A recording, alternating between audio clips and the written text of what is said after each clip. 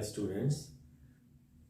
We were discussing about the depreciation methods. First we have started with the straight line method where the depreciation is same for every year from year 1 to end of the life of the asset.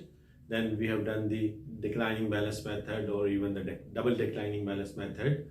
Now the third method that we have is the sum of years digit method. Sum of year digit method is very simple. What we have to do, we have to first look at the life of the asset. In that case, for example, the same example what we are doing for the last 3 or 4 lectures. So we have purchased a vehicle with a value of 25,000 and the life is expected 5 years and we have paid the cash. So the entry for the purchase is what that the vehicle car account is debit and the cash account is credit with 25,000. Now, in the sum of years digit method, what we need to do, we have to get the total or the sum of the years digit. Now, here we have 5 years. So, we have to just count from 5 up till 1. 5, 4, 3, 2, 1. So, what we will do, we will add it. The answer will be how much? That is 15. So, if it is 6, so we will start from the 6. 6, 5, 4, 3, 2 up to 1. So it will be like a 21. So if it is like a 10, so we will start from 10. 10, 9, plus 8, plus 7, plus 6 up to 1. For example, if you have a building with a life of 50 years, so it will be a bit difficult, it will be a time consuming to calculate in this way. So we have one more simple method that is basically n into n plus 1 divided by 2. So n is what? N is the number of years. For example, if it is a 5 here, the life is 5.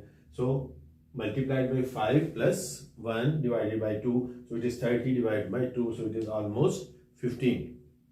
So in this way, it is very easy to calculate. For example, if it is for 10 years, it is for 20 years, for 30 years. So let's say if it is for 20 years, so what we have to do? 20 years into 20 plus 1 divided by 2. So it will be how much? 20 into 21 divided by 2. So the answer will be what? So that will be almost 210. So in this way, for example, if it is 10 years, if it is 20 years, if it is 30 years, so we will do accordingly the total amount that we have calculated. So the answer will be how much?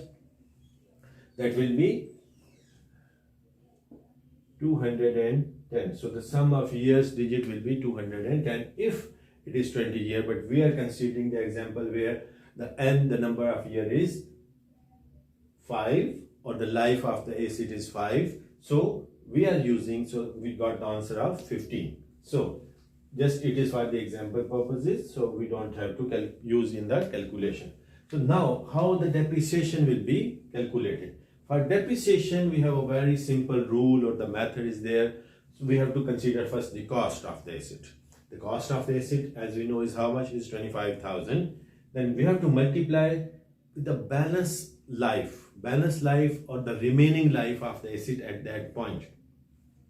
When it is a year 1 means on the start when the business has purchased the asset, the balance or the remaining life is 5 years. So divided by sum of years. Sum of years we have calculated here is a 15. So 25,000 into 5 divided by 15. Now for the second year, obviously 1 year is completed out of 5 years. So how many years remaining or the balance life? That is 4 years. So 4 divided by 15. Next year 3 divided by 15, 2 divided by 15, 1 divided by 15. Means here it is just a reducing 5, 4, 3, 2 and 1. If it is for example 10, so it will be 10, 9, 8, 7, 6, 5, 4, 3, 2, 1 in this way. So if we calculate the values, so it is 8,000, it is 6,666, 5,000, 3,333 and 1,666. So this is the value of depreciation which we will consider for the recording in the books of accounts. So the asset was purchased for 25,000. So asset is debited 25,000 and the cash account or the bank account or the payable depending on the how they have paid that one, but here we're considering that they paid the cash, so cash is 25,000 credit. Now we have to write the depreciation. Depreciation for year 1, for year 2, for year 3, for 4, for 5, according to the number of the years. So the first year depreciation is